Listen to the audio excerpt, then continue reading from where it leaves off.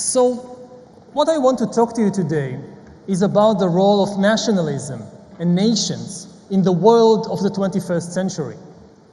Until a short time ago, it seems that nationalism was waning and that humankind is on a path to becoming a single, global, peaceful community.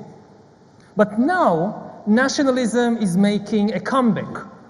And not just in some remote corners of the world, but also in the hegemonic powers of Western Europe, of North America, of Russia, China, and India.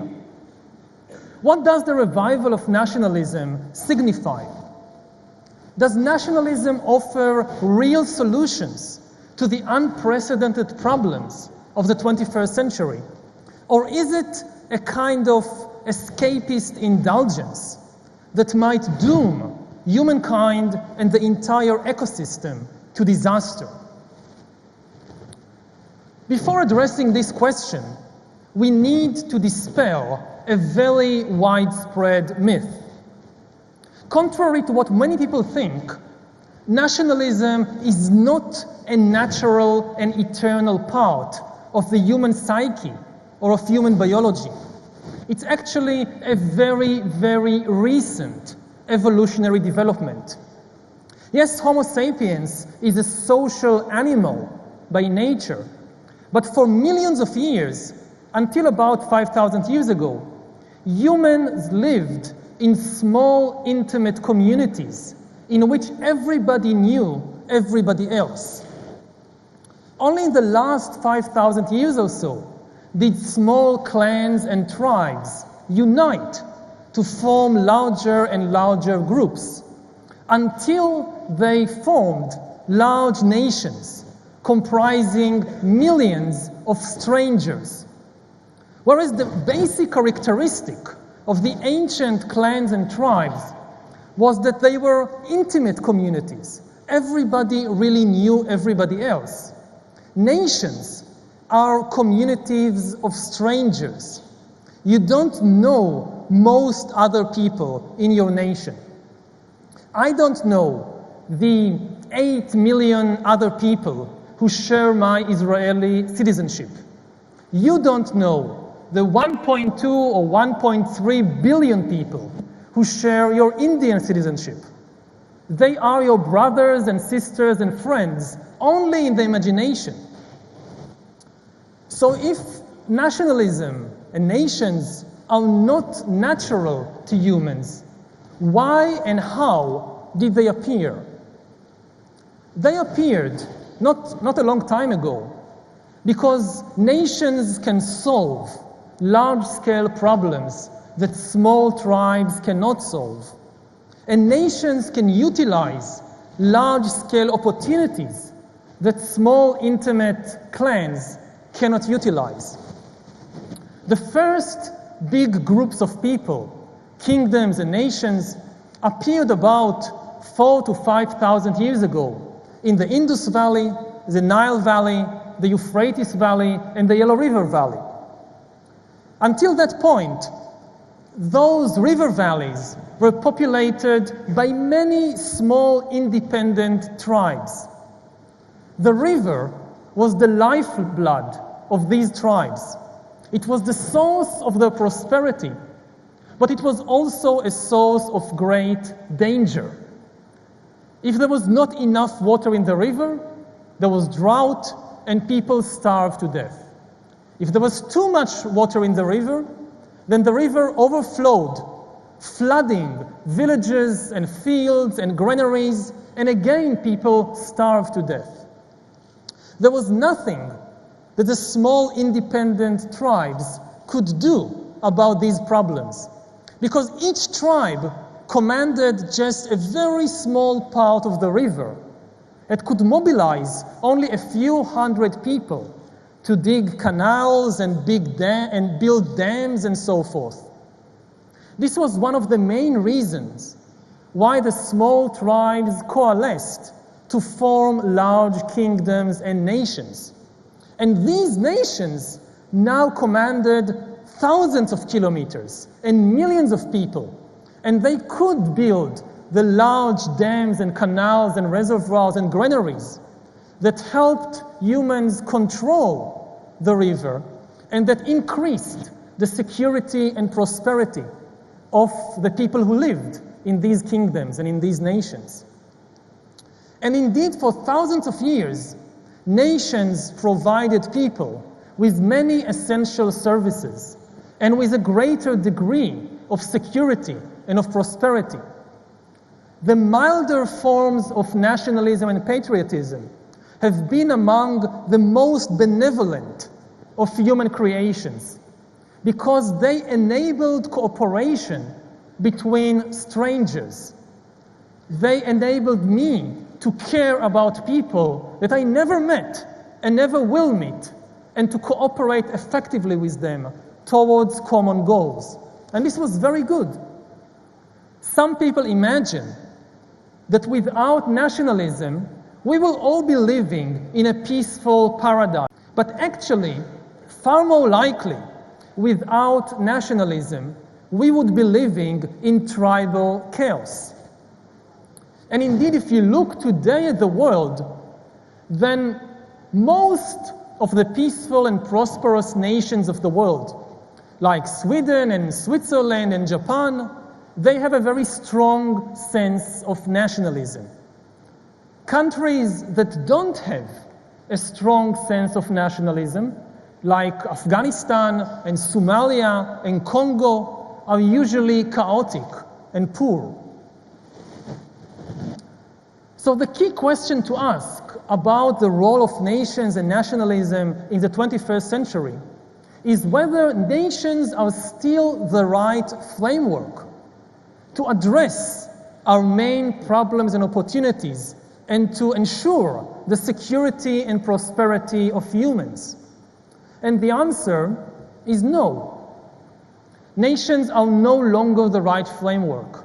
Nations today in the 21st century are like the small independent tribes that lived along the Indus Valley 5,000 years ago. We, all humans now on Earth, we now live along a single global river.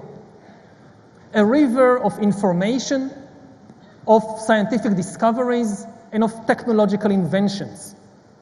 This river is the source of our prosperity, but it is also a great threat to human civilization and to the survival of the human species. No nation can hope to regulate this river of information and inventions by itself. All the big challenges we now face are global in nature, and therefore they demand global solutions. These are the nuclear challenge, the ecological challenge, and the challenge of disruptive technologies. So let's start by looking at the nuclear challenge, which is the most familiar challenge to us because it has been with us since 1945. Since the 1950s and 60s, it has become very clear that no single nation can protect itself or the world against the nuclear danger.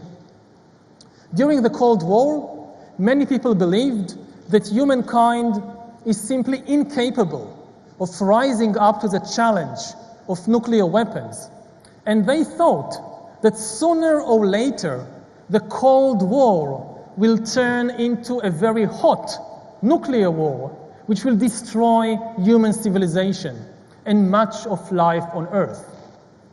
As we all know, this did not happen. Humankind managed, at least until today, to prevent nuclear war, and the Cold War actually ended peacefully. But this was not due to the actions of a single nation, like the United States.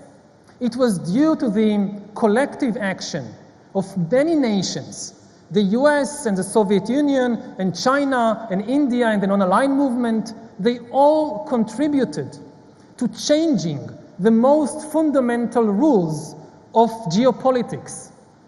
For thousands of years, war seemed to be an inevitable and natural part of international relations.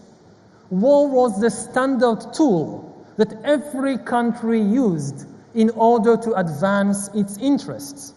But since 1945, thanks to the combined actions of many nations, war has been declining. Since 1945, there has not been a single war between great powers. Few borders have been redrawn through naked aggression, and many countries, not all countries, but many countries, simply stopped using war as a standard political tool. In 2017, last year, despite horrendous conflicts in some hotspots like Syria and Yemen and Ukraine, actually fewer people died in 2017 from human violence than from obesity or car accidents or suicide. For the first time in history, you are now your own worst enemies. You have a greater chance of killing yourself. Statistically, you have a greater chance of killing yourself than of being killed by any soldier or terrorist or criminal. Sugar is now a greater danger than gunpowder. And you're more likely to die from drinking too much Coca-Cola than from being blown up by Al-Qaeda.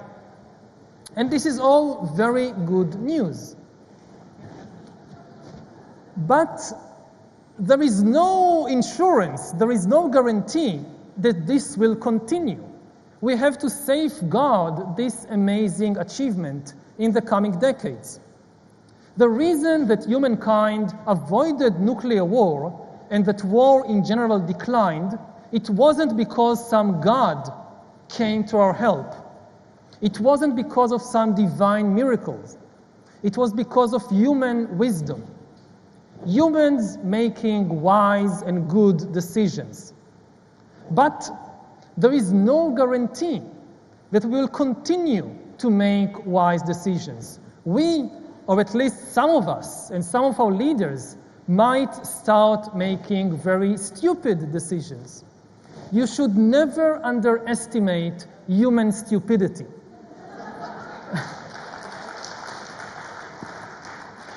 As a historian, I can tell you that human stupidity has been one of the most powerful forces in history.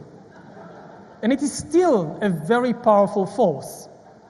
So, in order to ensure the survival and prosperity of human civilization in the 21st century, we need to continue privileging the prevention of nuclear war over the interests of any one particular nation.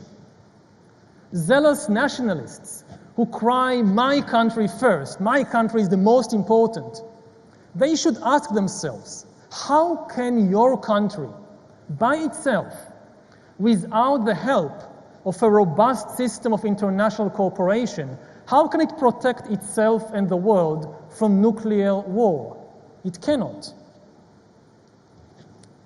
The second big global challenge that we are facing is the ecological challenge. We are destabilizing the ecological system to such a degree that we now face the danger of climate change and of ecological collapse. For thousands of years, Homo sapiens proved itself to be an ecological serial killer. We have been responsible for the extinction of numerous animals and plants and other organisms. Now we are putting in danger the survival of our own species, as well as of much of life on Earth.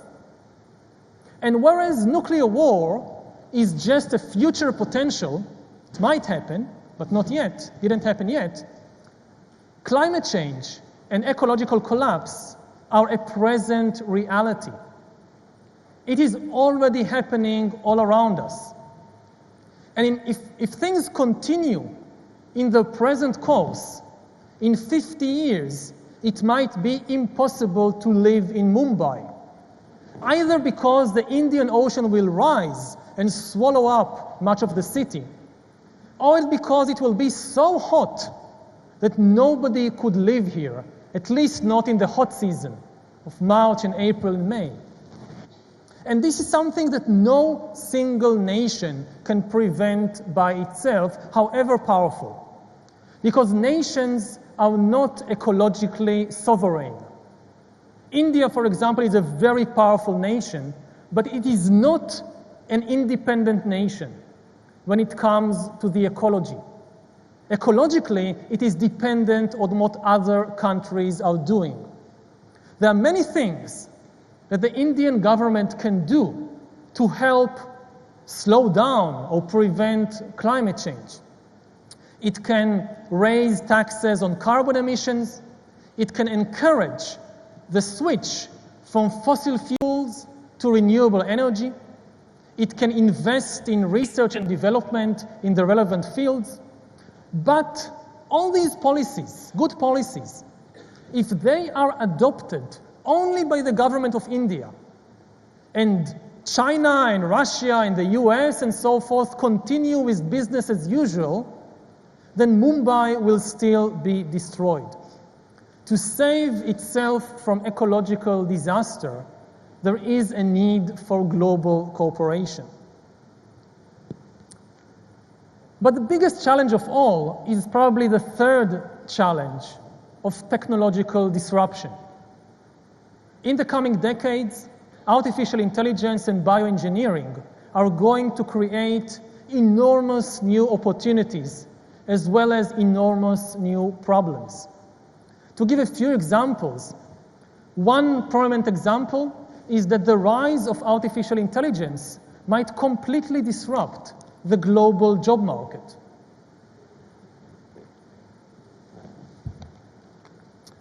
As AI and computers and robots outperform humans in more and more jobs, in more and more tasks, billions of people might be pushed out of the job market, and we will see the creation of an enormous new class, the useless class. Just as the Industrial Revolution in the 19th century created the urban working class, the automation revolution of the 21st century might create the useless class.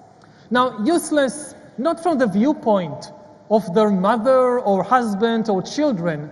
No human is ever useless from the viewpoint of their loved ones, but useless from the viewpoint of the economic and political system. We might have millions, hundreds of millions of people who have no economic value and therefore also no political power. And this is extremely dangerous. There are all kinds of ideas what to do about this. One popular idea is to have universal basic income. The government will tax the big corporations who will become very wealthy from all these robots and computers, and use these taxes to provide unemployed workers with basic income or basic services.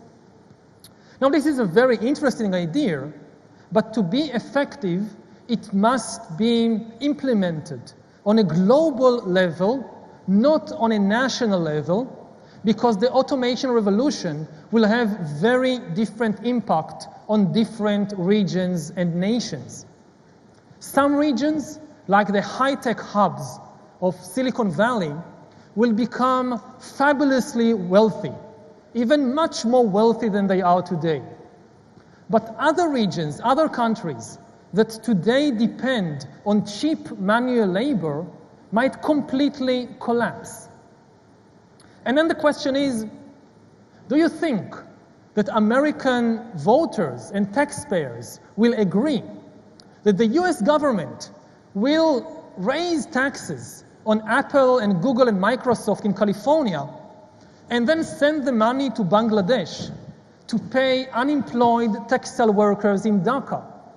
This is extremely unlikely. But if we don't have a global solution to this problem, then yes, some nations might be very rich, but other nations could completely collapse. And the resulting chaos and violence and immigration waves will destabilize the entire world. Another global problem created by the new technologies might be the development of autonomous weapon systems, killer robots. This is one of the most dangerous technological developments. But again, no nation can prevent this from happening by itself, because no nation has a monopoly over science and technology and the research and development in relevant fields. If one nation, let's say the US, places a ban on the development of killer robots, but other nations like China or Russia develop such weapons, then very soon the US itself will feel compelled to break its own ban because it wouldn't like to stay behind. Especially in a xenophobic, dog-eats-dog world, even if one country chooses a high-risk, high-gain technological path, nobody could afford to remain behind. Everybody will be forced to follow. So if we want to avoid such a race to the bottom that endangers all of humanity, we need some kind of global loyalty and global identity.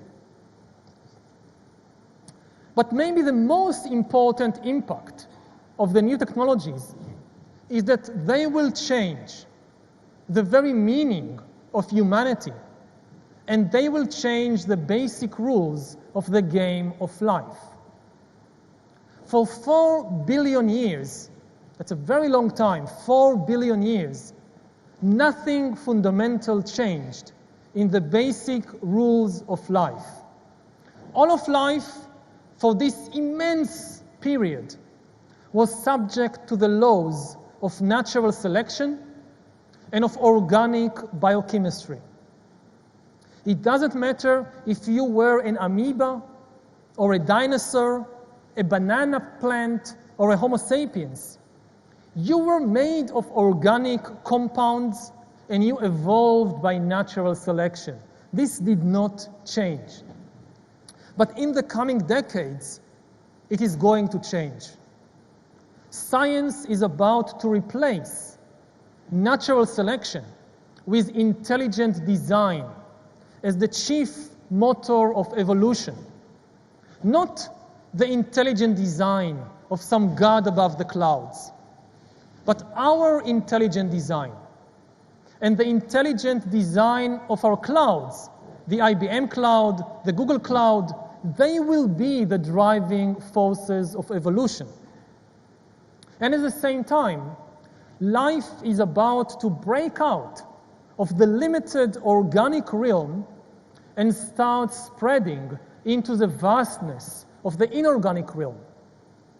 We are about to create the first inorganic life forms after 4 billion years of evolution. And in the process, our own species, Homo sapiens, is likely to disappear, not because we will destroy ourselves, but because we will change and upgrade ourselves into something very different. In a century or two, Earth will probably be dominated by entities that are far more different from us than we are different from Neanderthals or from chimpanzees. Today we still share with Neanderthals and chimpanzees most of our bodily structures, of our physical abilities, and of our mental faculties. Our hands, our eyes, our brains, our social relations, our emotions, they are very similar to those of other apes and other mammals. But within a century or two, the combination of artificial intelligence and bioengineering will create completely new bodily and physical and mental traits that completely break from the hominid and mammalian mode. Consciousness itself might be disconnected from any organic structure, or alternatively, we might see the decoupling of intelligence from consciousness, and Earth will be dominated by entities that are super intelligent but completely non-conscious, highly intelligent computer programs that have no minds, no feelings, no emotions. So really, humankind is about to gain divine powers of creation. We are in the process of becoming gods. And the big question that faces us in the coming decades is what to do with our decoupling of intelligence from consciousness. And Earth will be dominated by entities that are super intelligent but completely non-conscious, highly intelligent computer programs that have no minds, no feelings, no emotions. So really, humankind is about to gain divine powers of creation. We are in the process of becoming gods. And the big question that faces us in the coming decades is what to do with our new godlike powers. We need ethical guidelines and goals, and nationalism just cannot provide us with the necessary guidelines and goals because it thinks on the completely wrong level. It thinks on a different level. Nationalism thinks on the level of territorial conflicts between nations lasting decades and centuries, like the conflict between India and Pakistan, or between Israel and the Arab world. But here, we are talking about cosmic processes lasting billions of years. We talk about the end of one cosmic process, organic life evolving by natural selection, and the beginning of a completely new cosmic process, inorganic life, shaped by intelligent design. What has Israeli nationalism to say about it? What has Indian or French or Russian nationalism to say about it? Nothing, because they are thinking on the wrong level. To address these kind of questions, we need a cosmic, not a nationalist perspective. To conclude then, the basic idea of this talk is very simple, that global problems need global solutions, and nationalism just cannot provide us with the necessary solutions. It does not mean that nationalism has no role to play in the 21st century, or that we should abolish all nations and turn humankind into some kind of homogeneous gray goo. There is still plenty of room in the world for the good kind of patriotism that celebrates the uniqueness of my nation and my special obligations towards it. But we shouldn't confuse being unique with being supreme. Yes, my nation is unique, every nation is unique, and I have special obligations towards it, but it doesn't make my nation supreme, and it doesn't deny the fact that I have obligations towards other groups as well. In order to survive and flourish in the 21st century, humans, must complement their national loyalties with an obligation, with a loyalty towards a global community. And a person can and should have loyalty simultaneously to many groups. Even today, a person can and should be loyal to her family, her profession, her neighborhood, and her nation. So why not add humankind and planet Earth to this list?